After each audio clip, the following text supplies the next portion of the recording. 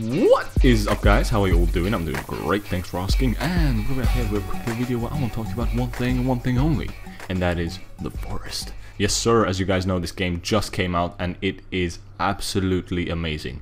Now I'm going to do a full in-depth review of the game. Bear in mind, this is just an alpha. In fact, it might even be pre-alpha, I'm not sure, but it's at a very early stage in the game. And the thing about this game that I love is that even though it is at such an early stage, it is immaculate. I mean, it is pretty much near perfection. It is like 10 times better than any other zombie survival horror type genre game that you want to call, whatever you want to call it. It's better than all the rest that are on the market currently. For example, DayZ, Rust, Minecraft. It's got all the features from those games in one entity, but it's like 100 times better. So definitely stay tuned for the review. I'm going to be doing a full in-depth review, as I always do. I'm going to be talking about the good things and the bad things of the game. So if you're undecided as to whether or not you should buy the game, or if you're just looking into it and trying to get information about it, or you're the developer and you want some feedback, such as what you're doing right, what you're doing wrong, what could be fixed, what could be added, what could be taken away, what could be adjusted and things like that, then this is definitely the video for you. So hopefully you guys can make up your mind after watching this video, and hopefully some of the developers can see this video and get some constructive criticism and feedback so that they can make the game even better than what it already is. But anyways, without further ado, let's get into it. We're going to start off with the good points about the game, and I just want to start off by saying that it is one of the most aesthetically pleasing games I have played in a long time. I mean, it looks amazing, the landscape and the graphics are just incredible. It's made to a really high standard, really high quality, and it just looks amazing. There's like the beach, there's boats, there's the horizon, the sunset and the sunrise, you got the forest and the wilderness and campsites, and it's just everything looks amazing. And going off that very same point, the HUD, the heads-up display, is very nice. I mean, it's very simple, it's elegant, it's effective, and it's easy to use and get accustomed to.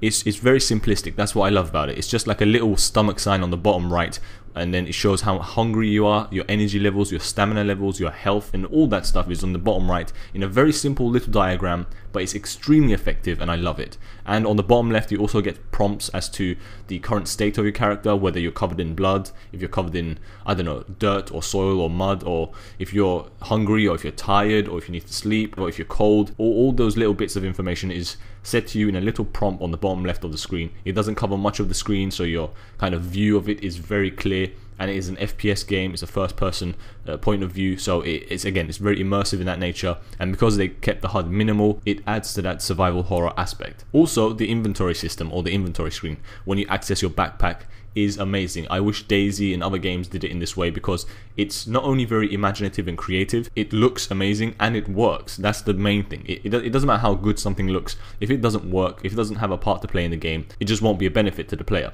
However, in this case, you open your inventory and you lay down like a piece of cloth like you would do in a picnic, and you put your rucksack on the top left, and you have all the items in your inventory scattered with a top-down look, and they're all 3D and you can select them, and they're also grouped together in the categories that they are held in, and it is amazing. You can clearly see what you have, you can clearly see how much of it that you have. For example, you can have multiple number of the same items, and the inventory system is quite realistic. You can't carry an infinite amount of stuff. For example, in Minecraft you can carry like 60 something, or is it 64 pieces of the same item. In this game you can't do that. You can only carry like 3 or 4 rocks, 3 or 4 sticks, like 2 axes, 1 flare gun, a few rounds for the flare gun, a couple of flares. It's a limited number of each item, so again it kind of adds to that realistic aspect, and I love it. Next, the sounds. The sounds are very immersive. They add to the realism and horror scale of the game. For example, when you hear the waves crashing on the shore, or when you hear your enemy scream and shout and charge at you, and their footsteps through the foliage and the grass, it's very immersive and it's very real, and it's actually quite daunting, especially when it's nighttime, when it's dark. You can't see very much, but you can hear footsteps. It is incredibly creepy,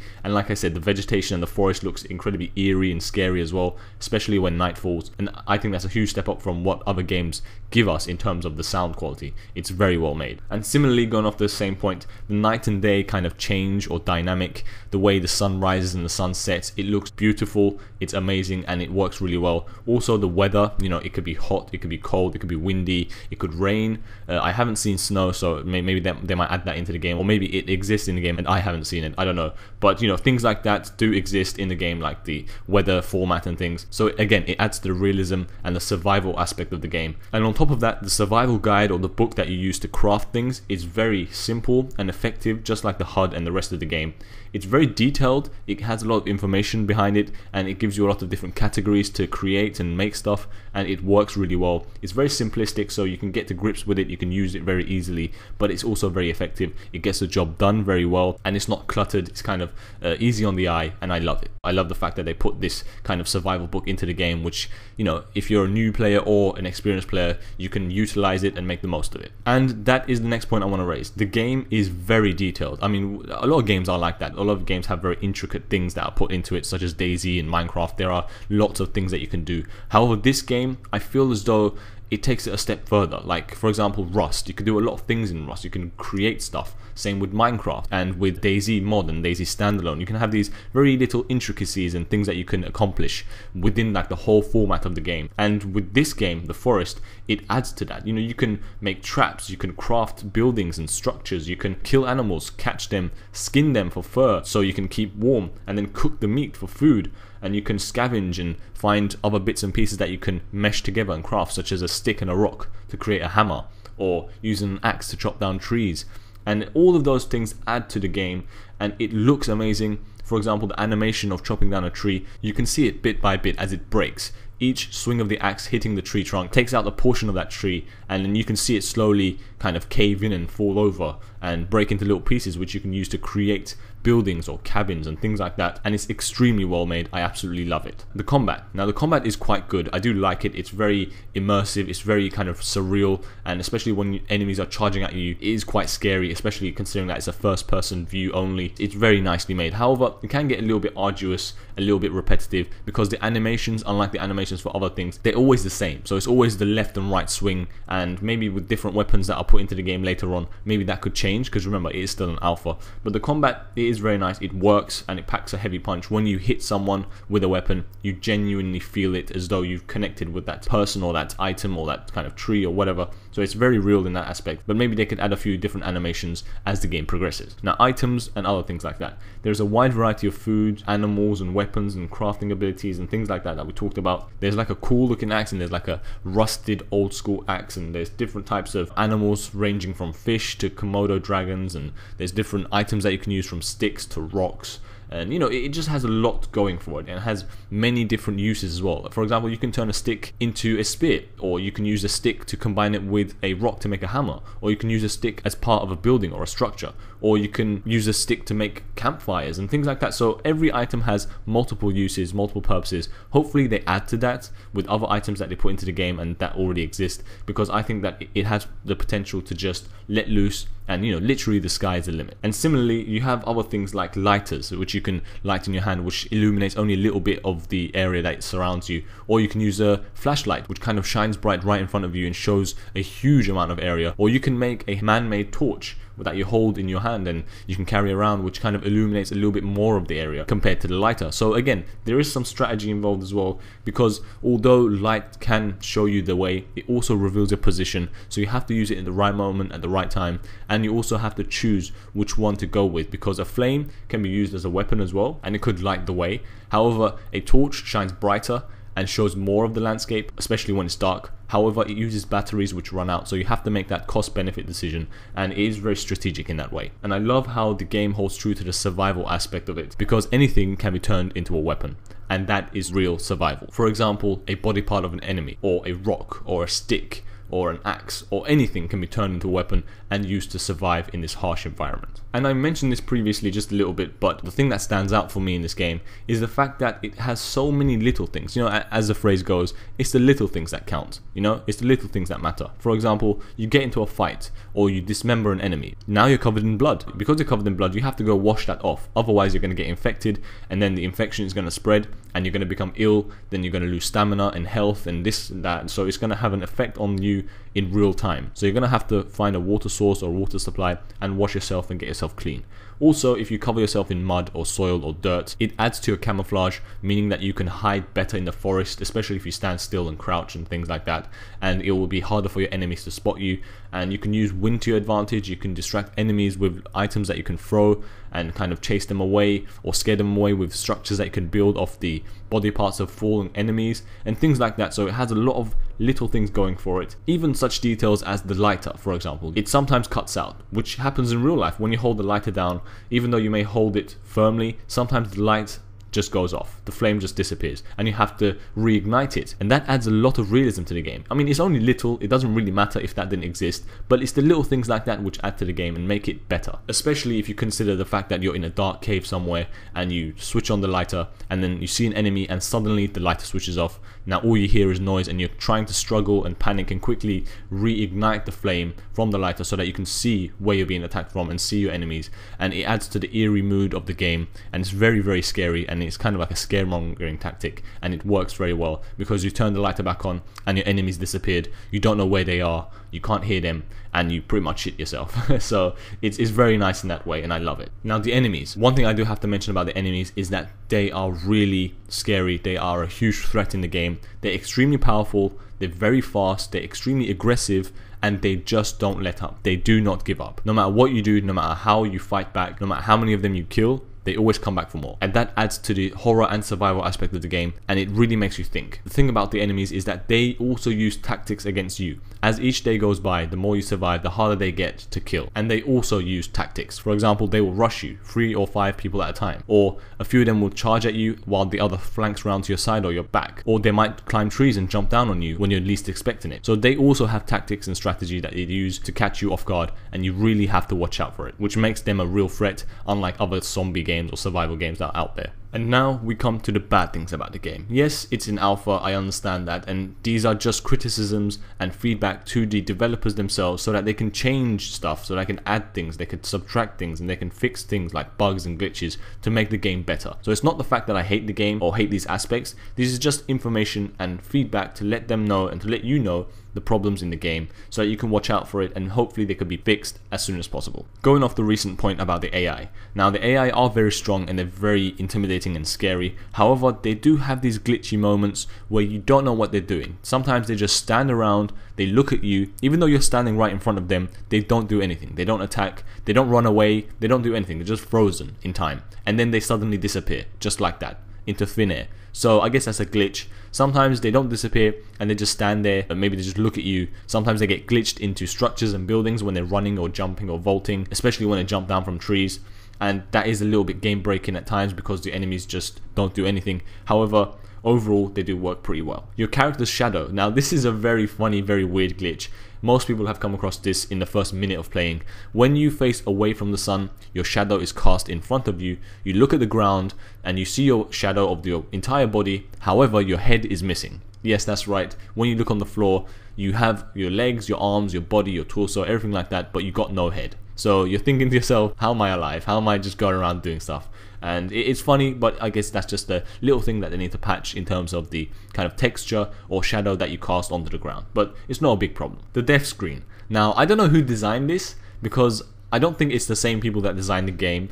The end screen when you die, it just says you know the number of days you survived, and it's kind of loud and it's like a big red screen and there's crappy music in the background, and it just overall it just looks shit. I mean, I don't know who designed it. I don't think it's the same people that designed the game. Like I said, the game is very intricate, very detailed, very well made, but the death screen looks like it was made by a 6-year-old. I really don't know what they were doing with that. Hopefully they'll change it later on. Maybe it's just something that they added at the end, just so that there's something to show us that we've died or we've failed or something like that. So hopefully they'll change it, but as it stands right now, it's very bad. It doesn't match to the quality of the game. Next, we have like dismemberments and like hacking and chopping limbs off fallen enemies or stuff like that. When you kind of kill an enemy, they lay there on the floor, and then you can repeatedly hit them to chop off limbs. Now when the limbs do fall off, they don't fall off one by one, you know, like a tree. the place you hit it with the axe is the place that gets destroyed. It's not like that with a human.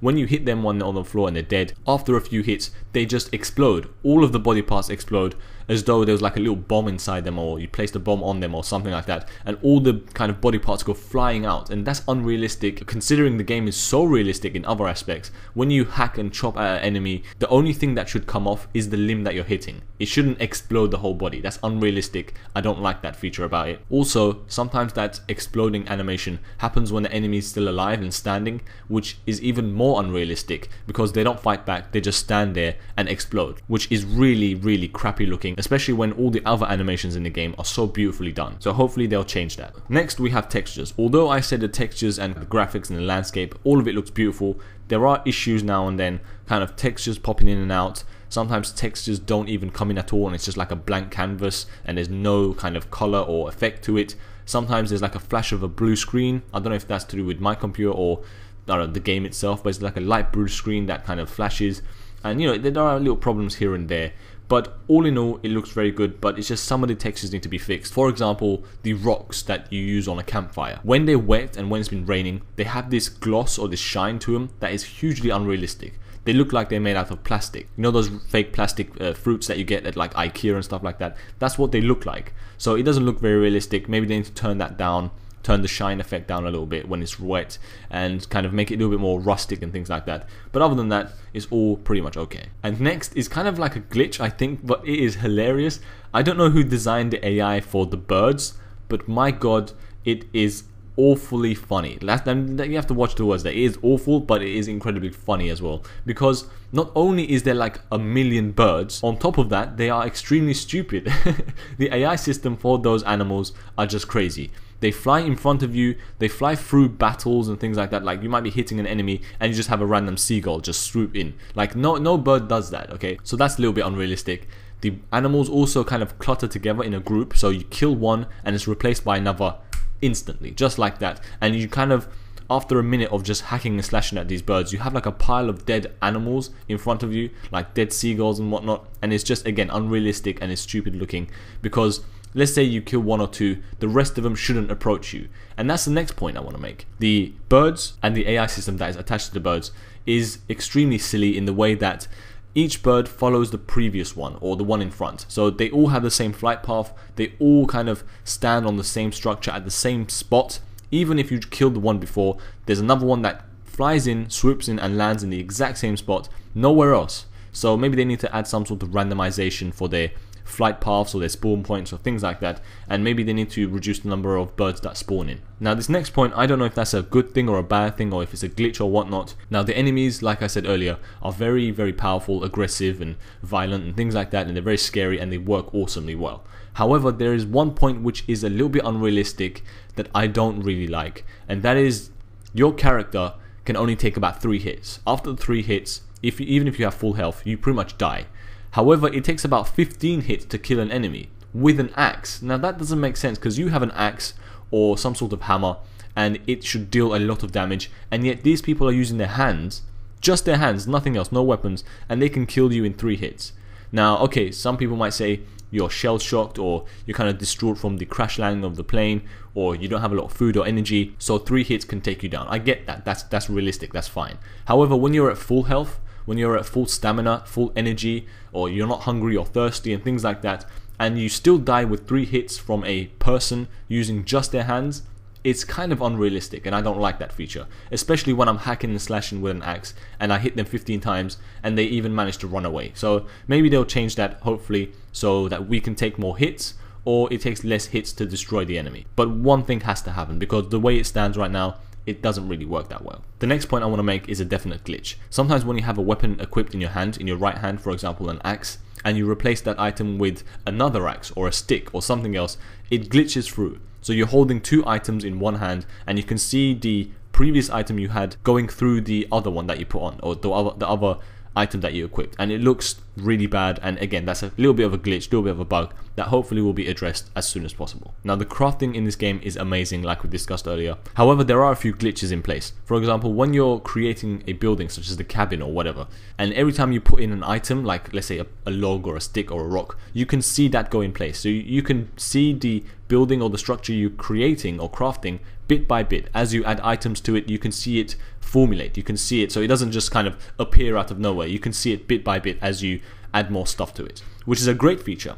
However, sometimes what happens is there's this ghost effect where you see the building and where it's going to stand. However, every time you add a piece to it, or a piece to the puzzle, or a piece to the building, it levitates and it hovers above the building rather than slotting into the ghost place that it's supposed to. But again, it's a glitch. It shouldn't be floating around like that. The items should be firmly on the ground and in the positions that they're supposed to be in. And going off this similar point, sometimes when you do create a structure, let's say some sort of shelter or the log storage, you can't use it. And it prevents you from using it, and it doesn't do its job. For example, the log structure, or you can store some logs or trees that you cut down, you can't put any in there. It doesn't work at the moment.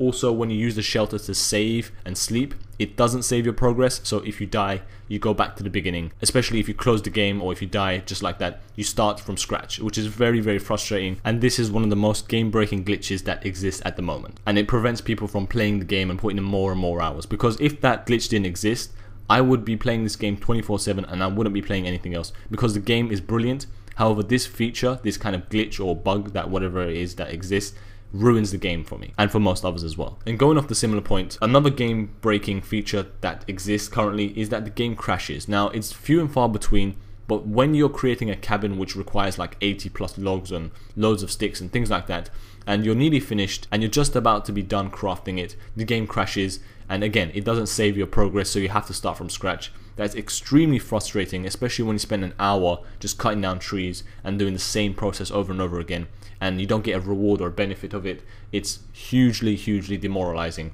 and kind of stops people from playing the game. Now, this next point is a bit of a weird glitch or a weird problem that I faced in the game, and it's in regards to some of the items and objects that you use. Now, not all objects and items should be able to be used or utilized in the same way. For example, if you use an axe to cut down a tree, you're chopping away at the trunk of it and you can see bits of it removed, and it slowly kind of falls over and you get logs from it. That's cool. However, you can also do the same thing with a human arm. So let's say you cut off the arm of an enemy, you can use that to cut down trees. Now, that's very, very unrealistic. No matter how much time you spend smacking the tree with the arm, it shouldn't fall over, because it's unrealistic. It hasn't got that purpose. It shouldn't have that purpose or that ability. So my problem is that some items can be used in unrealistic ways. So hopefully they fix those things. Also, this next point is again a little bit funny, going back to the birds. Sometimes the birds nest and they kind of stand still on objects or structures that are on fire. So they literally stand on the flame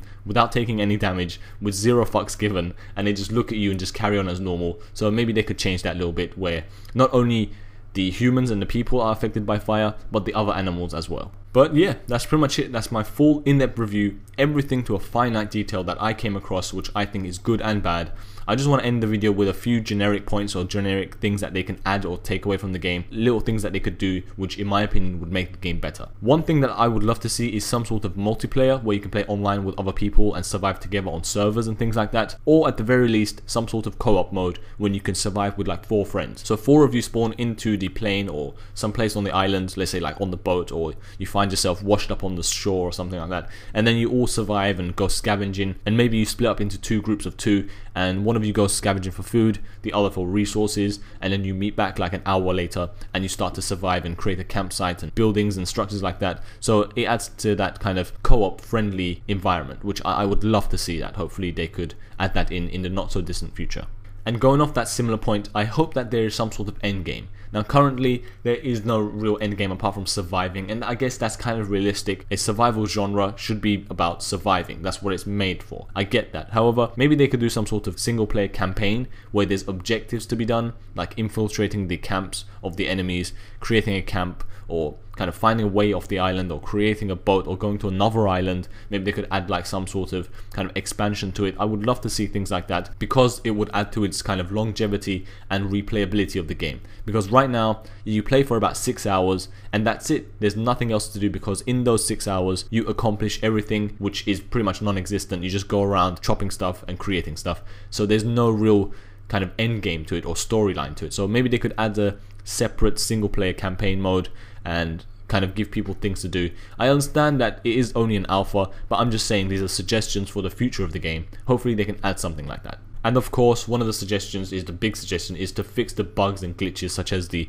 not being able to save your progress or the game crashing and things like that, which are kind of game breaking. So hopefully they could fix those very, very soon. I would also love to see more weapons and items and gadgets and things like that. So for example, you have a bottle. Now you can use that bottle of alcohol to create a Molotov. Now I would like to see something like you can find a huge whiskey bottle. So again, you can make a Molotov out of that big bottle or the small bottle. So you can do or craft the same thing with the item because it's a similar item, but one of them's a bigger bottle and the other one's a smaller one. So the blast radius and the fire created from the large whiskey bottle will be greater than the little alcoholic bottle that you hold elsewhere in your inventory. So maybe they could add kind of like variations or different types of the same weapons or the same categories of items, which kind of makes the game a little bit more diverse so that you have more choice and more variety. And I think that could just build upon the game and expand it to make it even better. However, all in all, in my opinion, the game as a whole is pretty much near perfect. There's just a few things here and there that need to be fixed of its current state, and hopefully when the game is fully released, there will be so much to do and so many things in the game that we could just play it for years and years, because I can see that the developers really put their heart and soul into it. They really care about their product, and they did it in such an intricate, detailed manner that is painstakingly bad. I mean, that it's painstakingly good, you know, because some of the little features that you don't even think about, such as the lighters and things like that, I mean, it really shows that they know what they're doing. And I would love to see this game succeed, because it really does, and I'm not just saying this game really does have the potential to be the best survival horror game out there on the market or ever, because it has so much going for it. It's better than all the other games out there currently. For example, DayZ and Rust and Minecraft and things like that. It's so much better than those games, especially considering DayZ has been in alpha and beta or whatever for so long, and DayZ has had like loads of resources and time, and they've even had backing from Bohemia Interactive when it was just a mod for Arma 2, and it has been in development for such a long time, and the modding community helped them out by creating other spin-off mods for DayZ, and they've been taking lots and lots of suggestions and help from the community. So considering that DayZ has had all those things going for it, this game came out of nowhere and is in alpha, and this alpha stage is better than DayZ and its history. So it just goes to show that this game really does have potential to be the best thing ever. So yeah, that's pretty much it. I apologize for the long ass video. If you did listen to it all the way to the end, I really do thank you, and I hope that you could take something away from this video which helps you decide to buy the game or not, or if you're a developer, helps you fix the game or change it in some sort of way to make it better, because I really want to see this game succeed. I think it's amazing and it's definitely worth the money. So my rating for it is like not even 10 out of 10, it's like 500 out of 10, because it's that good, especially considering that it's only an alpha or a pre-alpha stage. So definitely buy this game if you're looking into it. If you like this survival horror first person element, you know, immersive factor of games, and you love that genre and topics and whatnot, then definitely get this game. This is going to be the next big thing, I can guarantee you. Go out there, and if you've got some money to spare, buy it, because you won't regret it. But anyways, that's pretty much it. I hope you enjoyed the video. Again, thank you for listening to it right to the end if you have done so, because it is a long ass video. I appreciate that, but I just had to give a full-fledged detailed review of it, because that's what the developers did. They put so much time and effort into it. It would not be right to make a video that's like 3 minutes long summarizing this whole game with all of its intricacies and the little details here and there. It just wouldn't do it justice, so I had to make a long detailed video. But yeah, that's pretty much it. Let me know what you think about the video or my points that I raised. Let me know what you think about the game, if you've played it or seen footage of it or whatever. Tell me if you're going to buy it or not, and let me know if you have any personal suggestions that you would add to the game which were different from mine. And yeah, that's pretty much it. Thank you all for tuning in. This is Sniper 474, and I'm out. I'll see you on the battle.